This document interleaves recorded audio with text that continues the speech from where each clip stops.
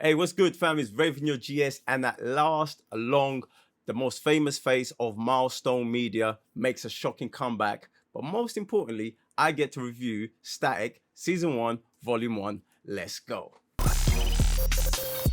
Now, before we do anything else in life, make sure you like, subscribe, and make sure you hit that notification bell so every time I stream a comic book reading or I drop one of these fire reviews, you get the notification and you stay on the topic and you know exactly what to read because I said so. Now, before we get started, I feel like it's imperative that I give you a little history to not only Milestone and Static, but the people who are responsible for its creation. Created by Milestone's Comics founders Dwayne McDuffie, Dennis Cowan, Michael Davis, and Derek T. Dingle, Static first appeared in 1993's Static Issue 1. Static lives inside the Dakotaverse, a reality inhabited by a number of characters from the Milestone Universe. These include Icon, Rocket, Hardware, and much more. Static Season 1, Volume 1 is written by Vita Alia, art by Nicholas Draper Ivy, my guy, and Chris Cross, and it's a 6-issue run published from August 2021. This comic is rated teen. Now let's dive into the story. Bullied nerd Virgil Hawkins wasn't the kind of kid you'd normally find on the streets at protest, but like everyone else in the city of Dakota, he was fed up. Unfortunately, the first time he stood up to raise his voice, the world turned upside down. The experimental tear gas revealed at the day left some of his classmates maimed or dead, but it left Virgil and others with stunning new abilities. Virgil has power inside him now, a real power, the ability to channel and manipulate electromagnetic fields. But the anger burns inside him too. What is he supposed to do about all of this?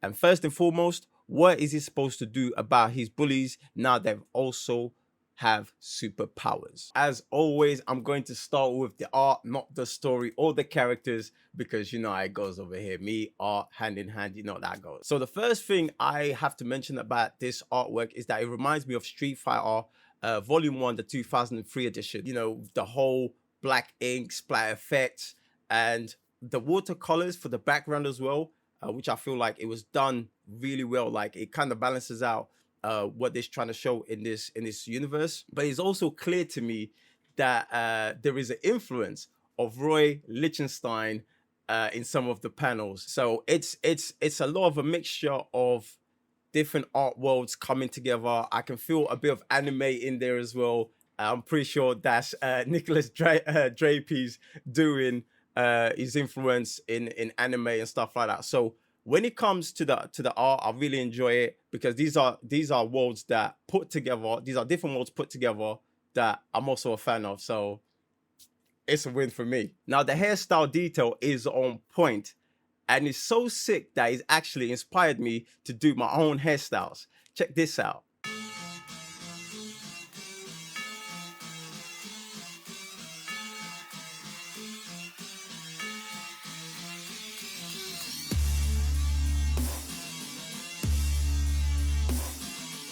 Speaking of hairstyles, how about them fits? Come on. One thing I absolutely love in comics is when our culture makes it to the books. You know, our culture who influences the world every day, even more now than ever. So when I see Virgil with a jumpsuit and the goggles, I couldn't help it but, you know, to go back to the Notorious B.I.G., More Money, More Problems, which is also one of my favorite songs. Now, who's hot, who not? Tell me who rock, who sell out in the stores. You tell me who flop, who cop the blue drop. So like, as you can see already, like I'm winning through and through, page by page, panel by panel. The art is just captivating me. And I'm pretty sure others who also influenced by hip hop, you know, Wu-Tang, and that era of the 90s rap.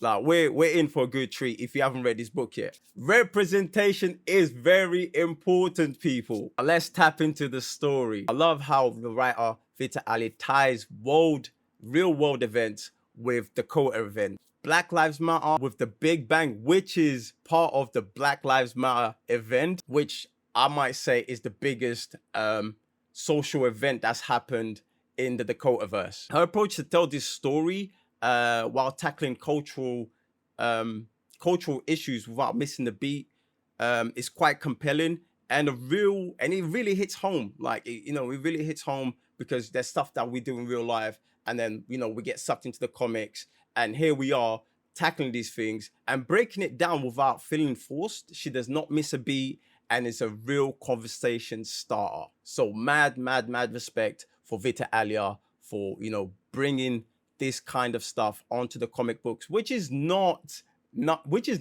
new. Like, comic books has always been about tackling social issues and putting in perspective, but with a twist of powers in it. I'm moving on to the characters, and I must say the standout characters for me is none other than Virgil's family. Again, Vita Alia does such an important job demonstrating how important this core value of this family is.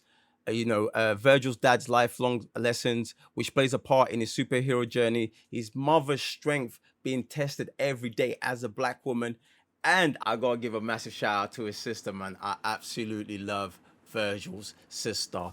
Her love and understanding, which supports and helps him level up as Static, is just phenomenal. And shout out to all the sisters out there, man. We appreciate you. The villains of this story is also worth mentioning, as it just helps leveling up this whole situation that's happening around Virgil's school, his friends, and there's always that guy who is Diop.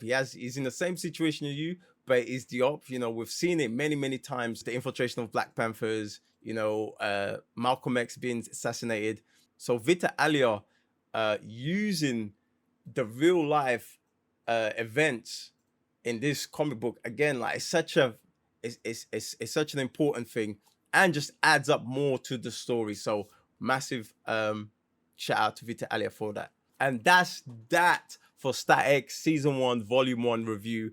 Don't forget to like, subscribe, hit the notification bell, as I will be dropping more of Milestone Media Dakota-verse comics here on the channel. I'll be covering it, so that's something you don't want to miss out. I'm Raven GS.